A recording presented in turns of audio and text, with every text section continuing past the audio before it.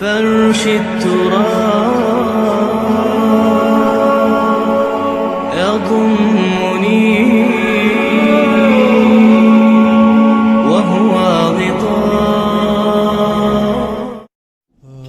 یہ آیت بھی بہت اہم ہے، اس لیے کہ جو مسلمان امتوں کے اندر علماء اور احبار اور صوفیاء، یا آپ ایک لفظ استعمال کریں مذہبی پیشوا، جو بھی ایک طبقہ بن جاتا ہے، اگر ان میں دنیا کی محبت اور مال کی محبت آ جائے، ایک عام کاروباری آدمی ہے، دنیا کا کاروبار کرتا ہے، اب ظاہر بات ہے حلال ذریعے سے کما رہا ہے، اچھا کھائے اچھا پہنے، ٹھیک ہے، کوئی جائیداد بھی بناتا ہے، کوئی حرام کام نہیں ہے، اس کی اولاد کو منتقل ہو جائے گی.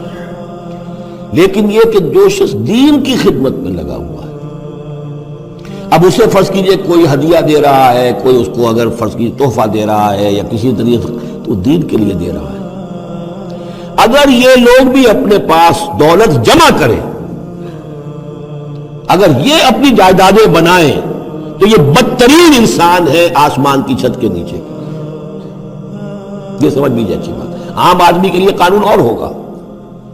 اس حدیث کو ذہن میں لے آئیے، حضور نے فرمایا یوشک ان یاتی علی الناس زمان، مجھے اندیشہ ہے لوگوں پر ایک وقت ایسا آ جائے گا.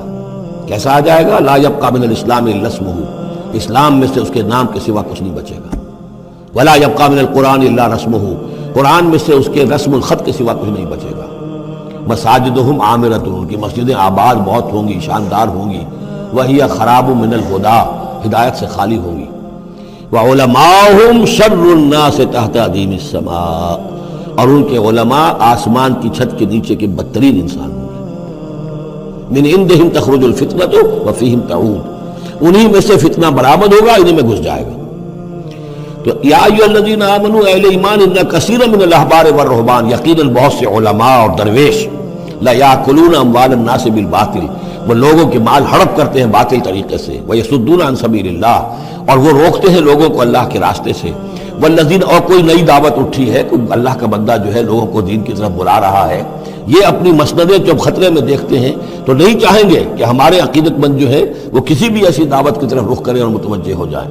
ان کی جائیدادیں بن رہی ہیں، بڑے بڑے ایسٹس بنا رہے ہیں، جب مرتے ہیں تو چھوڑ کر جائیدادیں جاتے ہیں، ان کی اولادوں کے پھر آپس میں مقدمے ہوتے ہیں، جھگڑے ہوتے ہیں.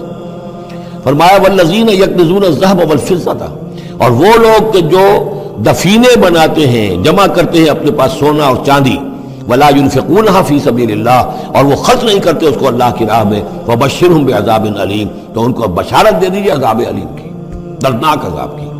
یوم یحمى علیہا فی نار جہنم، جس دن کے ان کو تپایا جائے گا ان چیزوں کو جہنم کی آگ میں.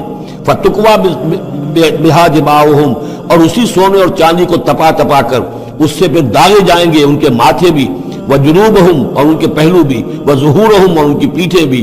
ھذا ما کنزتم لانفسکم، یہ ہے جو تم نے کنز کیا تھا اپنے لیے، جو دولت جمع کی تھی، جو خزانے بنائے تھے.